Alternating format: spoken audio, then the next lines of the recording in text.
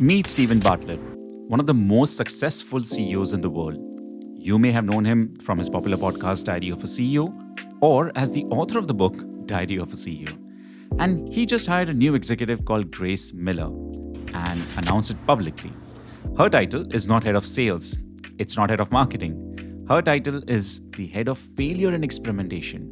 Grace Miller is a failure and experimentations manager for Steven Bartlett. Think about that. Her job is to ensure that they are wrong often enough. Why? Why would a smart businessman like him pay someone to push others to fail? Because he knows one secret that most leaders in 2026 are still going to ignore. Yeah. So hired a head of failure and experimentation who's in our team and's been working. And now in the last couple of days, we're running an experiment where every single one of those departments has essentially like a failure assistant in it. Most leaders are addicted to this green arrow chart. We are obsessed with it. If the sales go up, we are happy. If the sales go down, we panic. But Steven Bartlett and Sundar Pichai and some of the smartest minds in the business know that this spreadsheet is a liar. It measures execution only. It doesn't measure exploration. Well, this is the same exact philosophy that Sundar Pichai used to turn Google into an empire. Companies tend to become more conservative in their decision making. And so encouraging the company to take risks and innovate and be okay with failure and reward effort, not outcomes. And that's very hard to do in an organization. People tend to reward outcomes, and which means over time, the organization becomes more conservative. They take safer bets. He realized that if you only reward the outcome, the sale, the click, and the win, you are accidentally building a culture of being good at being average. Your team will only pick up the safe bets that are there. Now let's get real. I know what you're thinking. That's great for Google and Sundar Pichai because they have billions of dollars. I have a payroll to meet on Friday. I can't eat or feed innovation.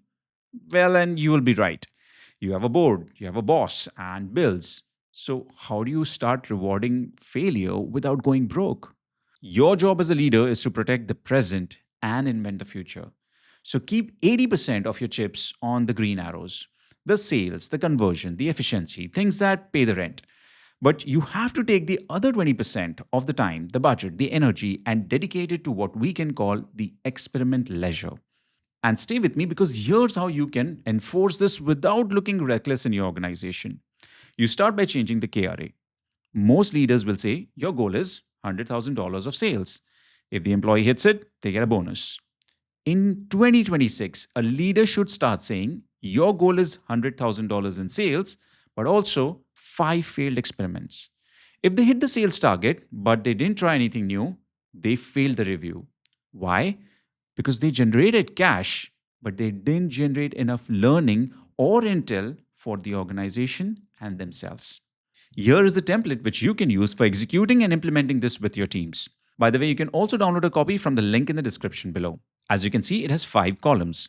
Column A, the experiment. That is, let's assume you're trying to implement an AI customer chatbot. Column B is the cost to testing it out. For instance, in this case, you must have spent about $1,000 or 2 weeks to test it out. Column C, the cost of full-scale deployment. For example, if you would have launched this fully in your organization, you would have costed the organization $50,000. Column D, the result. In this case, let's assume the experiment was a failure. The customers hated it. And column E, the saving value. You see, this is the magic number. You spent $1,000 to find out that it didn't work. If you hadn't tested, you would have spent $50,000 looking at somebody else's implementation in the future to find out that it doesn't work for you or your company. So you didn't lose $1,000. You saved the company $49,000. And on the other end, if it worked, then you gave the company the advantage that it needed in front of the competitors. That is your ROI. That is your new green arrow. Now, I know what some of you might be thinking. Well, if I just did nothing, then I would have saved $49,000 and the $1,000 too. Sure, you can choose to do nothing. That is free and you can look at it in that way. But doing nothing is a bet that the future will look similar and exact to the past. And that is a losing bet. Look at it in this way. You're paying $1,000 to buy a map of where the landmines are so you can run faster than the guy who's going to stand still and figure it out. You're actually paying to find out where the goal isn't so you can find where the goal actually is. So stop looking only at the green arrows on the sales chart. Start filling up that experiment leisure of your team members as well, and reward the rate of experiment, risk, and efforts put in by your team. Because the only true failure is the lesson that you did not write or did not learn anything from. Now, thank you for watching. If you enjoyed that particular video, then I am Altaf, and I have been working as an L&D professional for over last 17 years in companies which are in retail, hospitality, and luxury brands. And through this channel, I bring all of this information to you so you can improve yourself as a leader. So consider subscribing, and I'll see you in the next one.